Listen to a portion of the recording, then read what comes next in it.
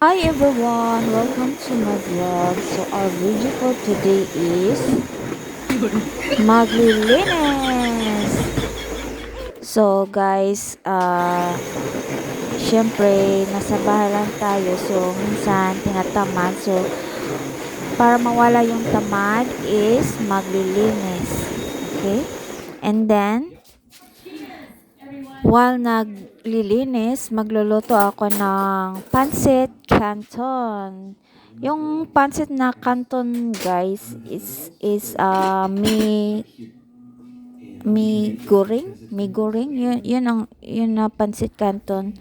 Kasi yun lang ang available kasi wala kasing ano Lucky Me Pancit Canton. Wala kasing Lucky Me Pancit Canton. So, yan lang muna. So, while naglilinis, nagluluto para after maglinis is kakain ng Pancit Canton. O, diba? Winter at that time kasi yan guys, kaya ganyan ang itsura ko. Pasensya na po kayo sa itsura ko, ganyan talaga ako pag nasa bahay, lalo na pag tinatamad at saka malamig ang panahon, kaya ganyan yung ano ko, yung outfit ko. So, pagpasensyahan nyo na, ganyan talaga ako. And then, para mawala yung tamad ko. So, ayan, tinanggal ko na yung mga plato galing sa machine. Maganda dito guys kasi di ka na naghuhugas ng plato. Ilagay mo lang sa machine. So, sila na ang maghuhugas. So, pagkatapos nun, pwede mo na ilagay sa lagay sa lagayan ang plato, kutsara, platito at iba pa, o di ba? Ang bilis lang. High tech, di ba? O saan ka pa?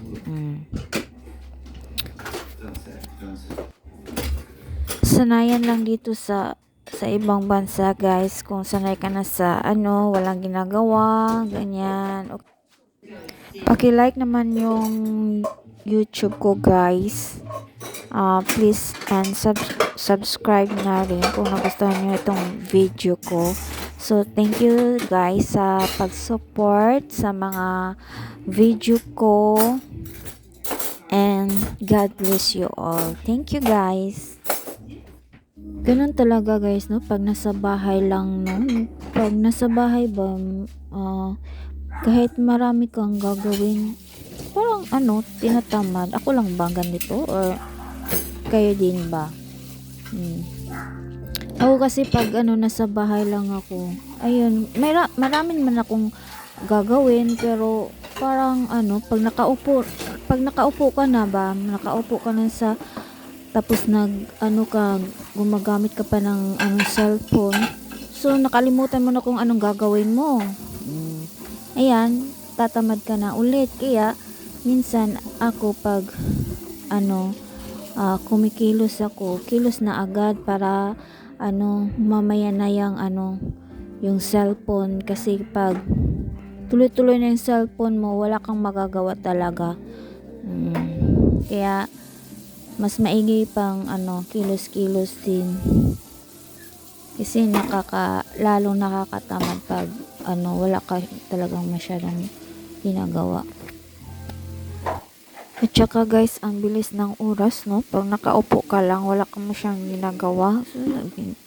So, ang bilis ng oras, tapos lang, wala kang masyang ginagawa kasi puro ka lang upo, cellphone. So, yan, imbes marami kang gagawin, wala kang nagawa kasi lagi ka lang nakaupo, mas lalo kang tatamarin, di ba? Kaya mas maganda rin kikilos na rin tayo, kasi maganda rin sa ating katawan yan. Ako kasi guys, sanay na ako sa mga ganitong yung nasa bahay lang. Okay lang sa akin na hindi ako makagala, narito lang sa bahay, as long as na maraming pagkain, hindi ka nagugutom, basta may internet lang, sapat na, okay na yan. Ayan, sarap ng pancit canton. Mapapalaman na naman ako nito. tumaba na nga ako guys eh. Dati payat-payat ko, ngayon taba-taba ko na, Ginoo ko, Diyos ko Lord. Pero okay lang, at least ano, tumaba na ako.